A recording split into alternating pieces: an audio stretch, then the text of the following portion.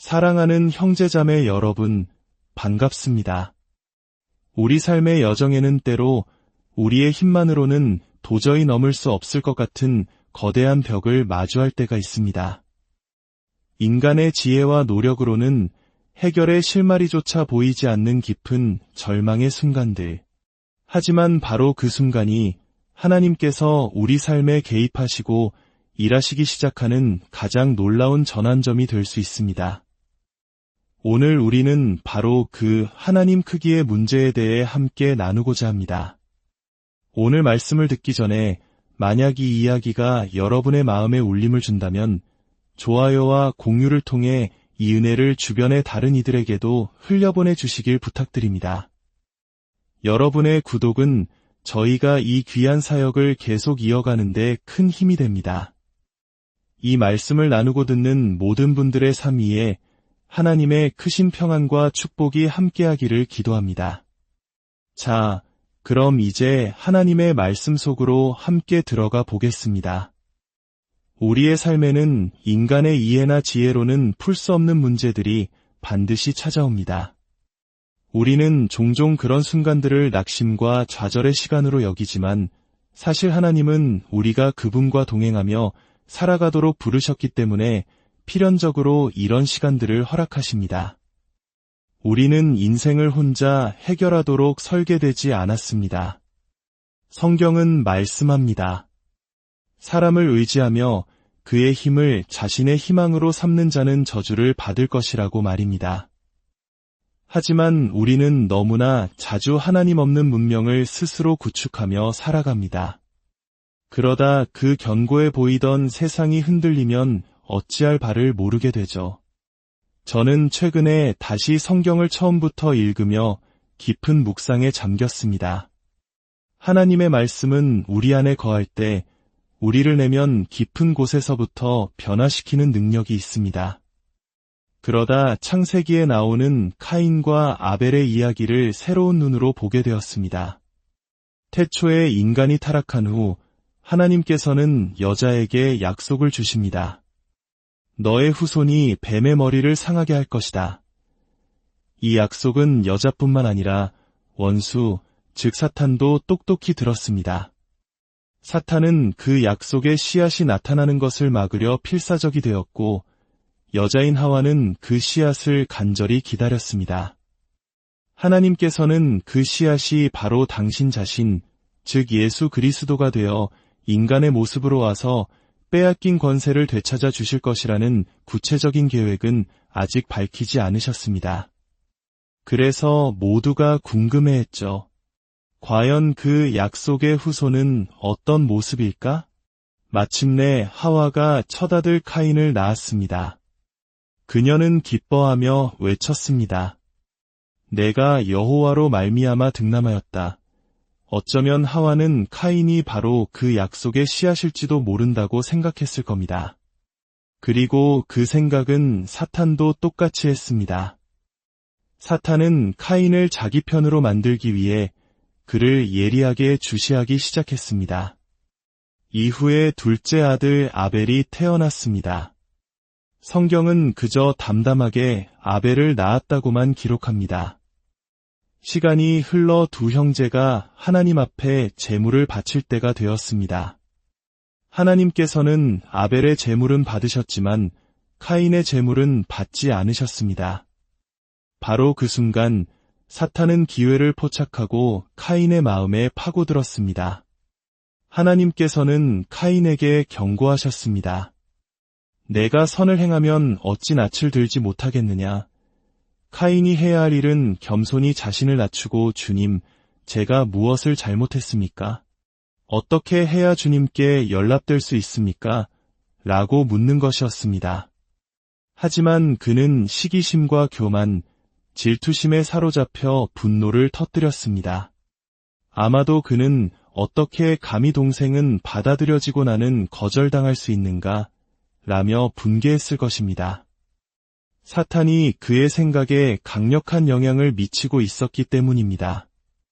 하나님은 다시 한번 카인에게 말씀하셨습니다. 죄가 문에 엎드려 있느니라. 죄가 너를 원하나 너는 죄를 다스릴지니라. 여기서 죄는 마치 인격체처럼 묘사됩니다. 그것은 바로 원수 사탄이 내 문 앞에 웅크리고 너를 삼키려 한다는 의미였습니다. 카인아, 이것이 너의 운명이 될 필요는 없다. 너는 이것을 다스릴 수 있다. 하지만 카인은 끝내 원수의 생각에 굴복했고 성경에 기록된 최초의 살인자가 되어 자기 동생을 죽이고 맙니다. 그리고 성경은 이렇게 기록합니다. 카인이 여호와 앞을 떠나서 그는 하나님을 떠나 성을 쌓기 시작했습니다. 이것은 단순히 지리적인 이동이 아니었습니다. 하나님의 임재라는 영적인 자세를 버린 것입니다. 카인은 더 이상 하나님은 필요 없어. 나 스스로 하나님 없는 문명을 건설하겠다고 결심한 것입니다. 이것이 바로 사탄이 원했던 그림이었습니다. 인간들이 나로부터 빼앗긴 것을 되찾기 위해 이 땅에 번성하기 전에 하나님이 필요 없다고 생각하는 문명을 만들어버리자. 카인의 족보를 따라가 보면 온갖 종류의 타락과 악이 그 계보에서 흘러나왔습니다. 최초로 일부 다처제를 시작한 사람도 그의 후손인 라멕이었습니다. 그렇게 시작된 하나님 없는 문명이 바로 오늘날 우리가 세상이라고 부르는 것입니다. 그래서 성경은 우리에게 끊임없이 경고합니다. 너희는 이 세대를 본받지 말고 이 세상의 패턴은 우연히 만들어진 것이 아닙니다. 그것은 사탄이 카인을 통해 시작한 교묘하게 설계된 시스템입니다. 제가 이 이야기를 길게 하는 이유는 우리 주변에는 끊임없이 너는 독립적으로 너 혼자 힘으로 인생을 살 수 있어 라고 속삭이는 문화와 시스템이 존재하기 때문입니다. 그래서 우리 크리스천들조차 삶의 벽에 부딪히면 해결책이신 하나님께 달려가기보다는 우울해하고 낙심하고 불안해합니다. 우리는 본래 인간의 지혜만으로 인생을 살도록 설계되지 않았습니다. 하나님의 통치와 다스리심이 내 삶을 통해 표현되고 내 삶이 이 땅에 하나님의 영광을 드러내도록 창조되었습니다. 그러므로 오직 하나님만이 해결하실 수 있는 문제를 만나는 것은 지극히 정상적인 일입니다. 때로 축복이란 하나님께서 우리에게 감당할 만한 짐을 맡기시는 형태로 찾아오기도 합니다. 그것은 항상 화려하고 멋진 경험이 아닙니다.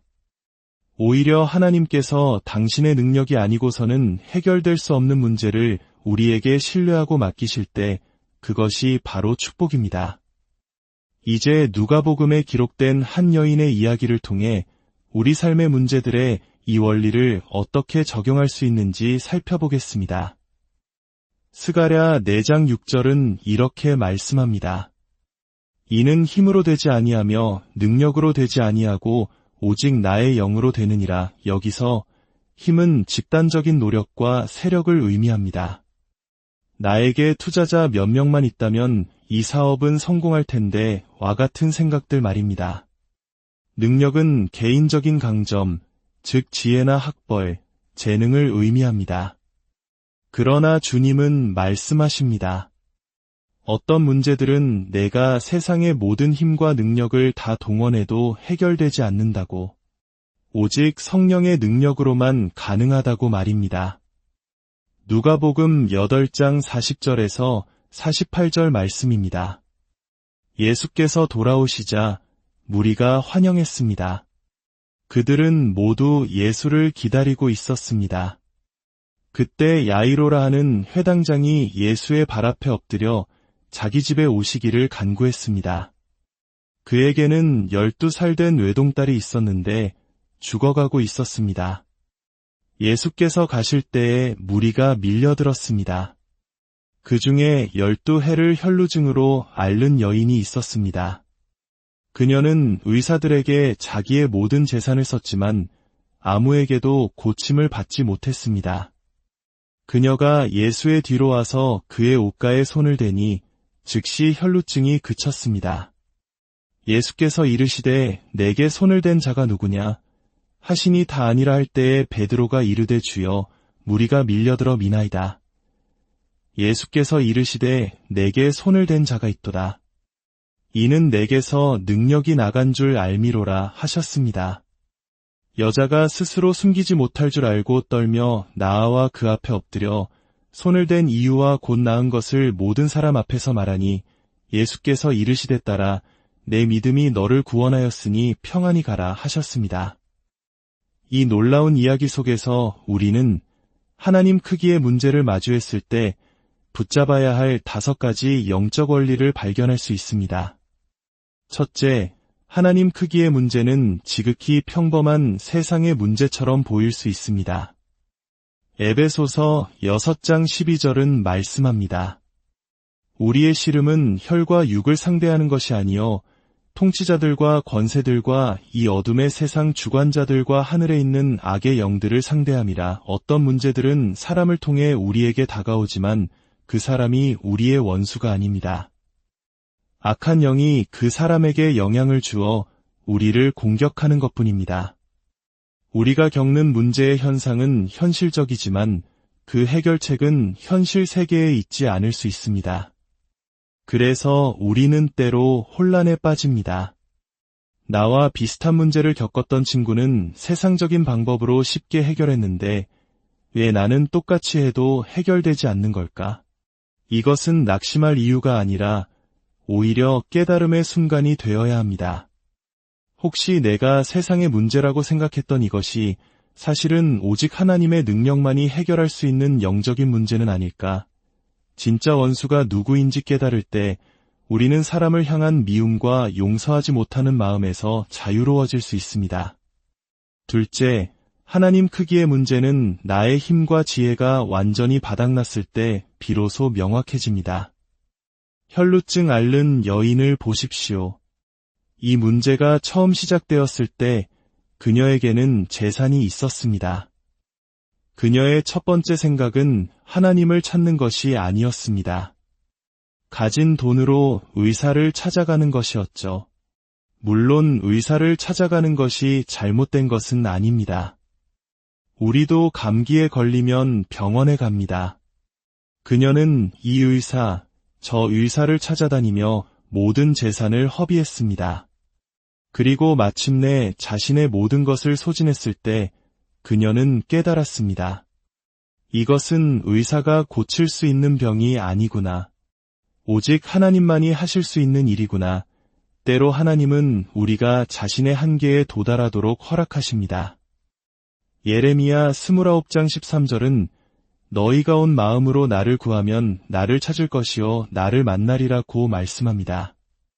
우리가 하나님을 찾지 못하는 이유는 여전히 우리 자신의 지혜와 생각, 계획으로 가득 차 있기 때문입니다. 하나님은 우리가 가진 5가지 해결책을 모두 시도하고 실패하여 마침내 하나님, 저는 이제 아무것도 할 수 없습니다. 라고 고백할 때까지 기다리십니다. 그때 주님은 말씀하십니다. 바로 그거다. 이제 온 마음으로 나를 찾겠느냐? 셋째, 하나님의 능력을 끌어오기 위해서는 나의 안전지대에서 벗어나는 결단이 필요합니다. 당시 율법에 따르면 혈루증 앓는 여인은 부정한 사람으로 여겨졌습니다. 그녀가 만지는 모든 사람과 사물 역시 부정해졌습니다. 그런 그녀가 예수님께 나아가기 위해서는 수많은 사람들을 밀치고 만져야 했습니다. 이것은 공개적으로 망신을 당하고 처벌받을 수도 있는 매우 위험한 행동이었습니다. 하지만 그녀는 더 이상 그런 것을 신경 쓰지 않았습니다. 나는 나의 안전지대를 벗어나 그분의 옷자락을 만져서라도 고침을 받겠다. 오늘날 우리에게 요구되는 것은 그 정도의 위험은 아닐지 모릅니다. 하지만 약간의 불편함을 감수하는 것입니다. 많은 이들에게 그것은 바로 기도 생활의 모습으로 나타납니다. 우리는 온갖 핑계를 대며 하나님과 시간을 보내는 것을 미룹니다. 소셜미디어에 얼마나 많은 시간을 쓰는지 확인해 보십시오. 드라마 한 시즌을 밤새워 볼 시간은 있으면서 주님과 한 시간을 보내는 것은 왜 그리도 힘들어할까요? 예수님께서는 십자가를 지시기 전 겟세마네 동산에서 제자들에게 말씀하셨습니다. 나와 함께 1시간도 이렇게 깨어 있을 수 없더냐? 예수님은 왜 굳이 1시간이라는 시간을 언급하셨을까요? 주님은 우리에게 하루 24시간을 주셨습니다. 그중 1시간을 드릴 수 있지 않겠습니까? 1시간의 기도가 중요한 이유는 우리의 머릿속을 가득 채운 세상의 염려와 육신의 방해물들을 내려놓고 성령의 흐름 안으로 들어가는데 시간이 걸리기 때문입니다. 그 전환은 자동으로 일어나지 않습니다. 시간과 순종, 집중이 필요합니다. 5분 기도만으로는 그 깊은 임재의 문턱조차 넘기 어렵습니다. 주님께서 막 말씀하시려는 순간 우리는 아멘 하고 일어나 버릴 때가 너무나 많습니다. 넷째, 하나님 크기의 기적을 경험했다면 그것을 혼자만 간직하지 말고 나누십시오. 당신의 간증을 선포하십시오. 예수님은 여인이 고침받은 것을 아셨지만 굳이 누가 내게 손을 대었느냐? 라고 물으셨습니다. 그녀가 사람들 앞에서 자신의 이야기를 간증하게 하기 위함이었습니다. 왜냐하면 그 군중 속에는 딸의 죽음으로 인해 절박했던 회당장 야이로도 있었기 때문입니다. 야이로는 딸이 죽어가고 있을 때 예수님께 제발 오셔서 살려달라고 애원했습니다. 그에게는 딸이 살아있을 때 예수님이 고치실 수 있다는 믿음은 있었습니다. 그런데 바로 그 순간 12년 동안 고통받던 여인이 옷자락을 만지는 것만으로 즉시 치유되는 기적을 목격한 것입니다.